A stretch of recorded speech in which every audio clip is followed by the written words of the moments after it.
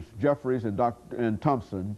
And Dr. Jeffries, before we end the show today, let's give the two of you an opportunity to, you and Dr. Thompson, the opportunity to take the information that we've talked about the African civilization and the impact that it has had and the influence that it has had.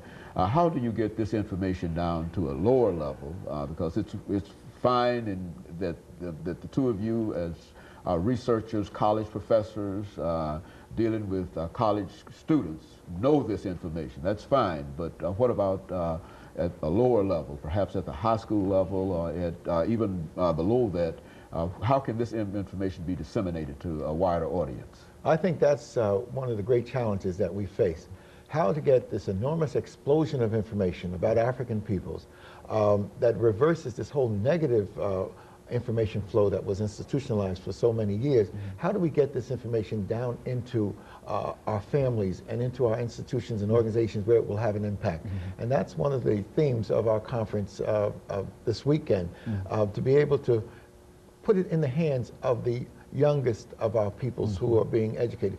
Why? Because knowledge is power, and that means knowledge of African peoples is empowerment for African peoples. So if our youngsters are constantly bombarded with the negative images, the Tarzan images, the Sambo images, then that negative projection falls on them. But if they know that African peoples were the founders of the human family, that they raised the pyramids and temples of the Nile to their consciousness of the spirituality and their God consciousness, that they invented mathematics and writing and philosophy, when this knowledge is put in the hands of our young people, it will give them greater strength and self-motivation.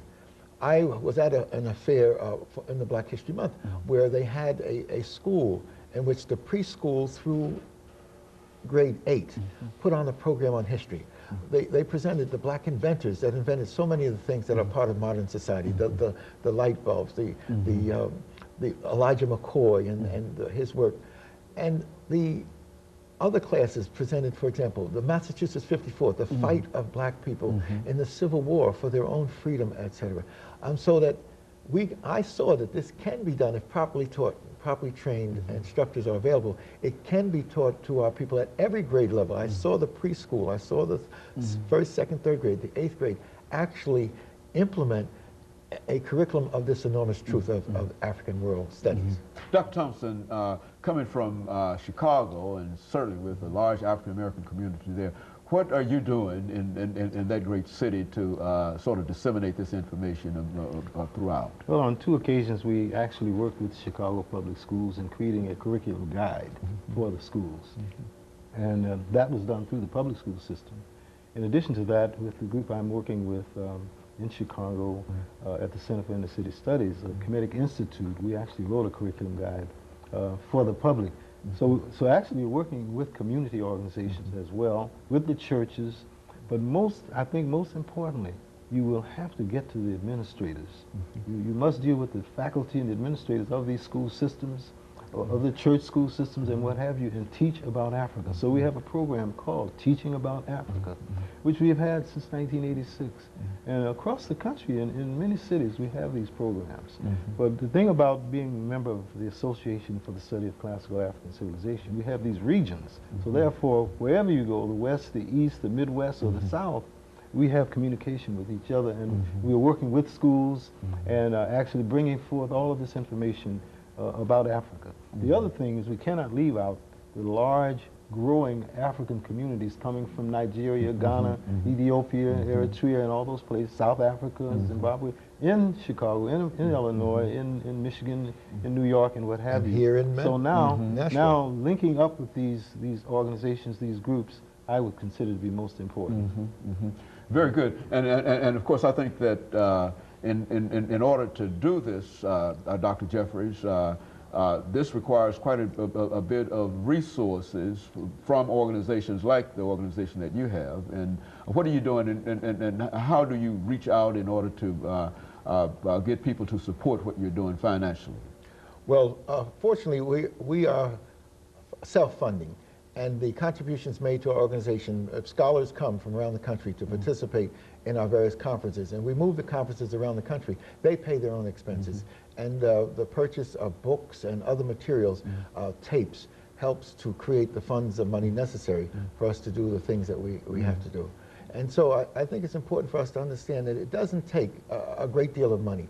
It takes an interest, it takes an effort. The first teacher who opened up the world to me was my mother, and she taught it simply by making sure that the books were properly in place for me to understand myself, and she laid down the foundation for us to grow and develop. So our people have to start to be critical on how they spend their monies. We earn great deals of money, and we have them, but it all doesn't have to go for cars and for big homes. You've got to have a library in that home, and you've got to have your youngsters knowing that they're heading for higher education and for a greater fulfillment of their lives. You know, Dr. Thompson, I think one of the organizations that has played a very, very significant role in terms of trying to spread the African civilization has been the Black Studies departments all over the nation. Over the last 3 or 4 minutes, 3 minutes that we have here, you and Dr. Jeffries, why don't you give us some statements in reference to these organizations, these so-called Black Studies departments and whatever, on not only historically black institution campuses, but campuses all over the nation. Let me just say one thing. We have a website. It's ASCAC, A-S-C-A-C. ASCAC. ASCAC.org. No, go ahead. Yes, and in that website they can connect with a lot of the activities going on around the world in terms of these organizations. But it's important that you mentioned the Black Studies. I was one of the founders of the Black Studies movement in New York and also on the West Coast. I set up the Black Studies department at San Jose State University. And right now, as we speak, the National Council for Black Studies, which was formed in the 70s, just as we formed the Association for the Study of Classical African Civilizations in the 80s when this explosion about the Nile Valley took place, the National Council of Black Studies is meeting in Atlanta as we speak. And hundreds of scholars like ourselves and teachers and many, many hundreds of students are meeting doing some of the same things. I wish I was 2 people now, or I wish I had a helicopter. I could be here in Nashville and participate, and I could fly off to Atlanta and participate. My nephew, Dr. Hassan Jeffries, who's now at the University of Alabama, Tuscaloosa, he's presenting in Atlanta, and he will be awarded his PhD in May from Duke University. He was raised with this consciousness of world studies, so he can move in the African world, but he did his PhD on Lowndes County Freedom Party in Alabama.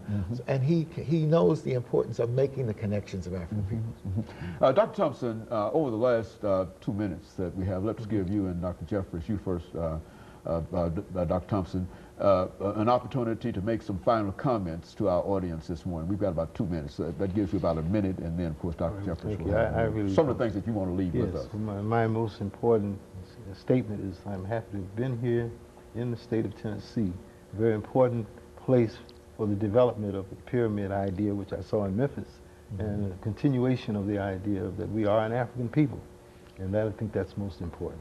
Dr. Jeffries. And I would like to say, as Frederick Douglass said, in struggling against enslavement, if there is no struggle, there is no progress. And we have to continue to struggle so that progress can be realized. And I would like to say that I want to thank you in Tennessee for inviting us, and because I was affiliated with a son of Tennessee, Alex Haley. I worked with Alex for 7 years and helped him develop the whole Roots program. And Alex showed that with perseverance and understanding, these enormous truths about us as world peoples can be revealed. And the whole Roots phenomena is an example of African world studies. And it begins here in Tennessee, where Alex's family gave him the foundation and the interest to allow him to connect with Africa. Over the last half minute, where did you meet Mr. Haley, and say something about that? As I set up the Black Studies Department at San Jose State in California, in San Jose, he was in San Francisco working on the idea for Roots and trying to develop it. And he met some people who, because he had this great interest in reaching into Africa, who knew me and then my experience of going back and forth to Africa many times and studying. So we connected in 1971. 1972, we got a $500,000 grant from the Carnegie Corporation to look at the black family worldwide. And we put on board teams of scholars that participated in this enormous work. So a great credit goes to Alex Haley, a son of Tennessee, for his contribution to African World Studies. As well as you, Dr. Jeffries, and of course, Dr. Thompson. Let me thank the two of you for coming by and giving us that information, and let me encourage our audience to tune in again next week for another informative edition of Comments. Thank you and good morning.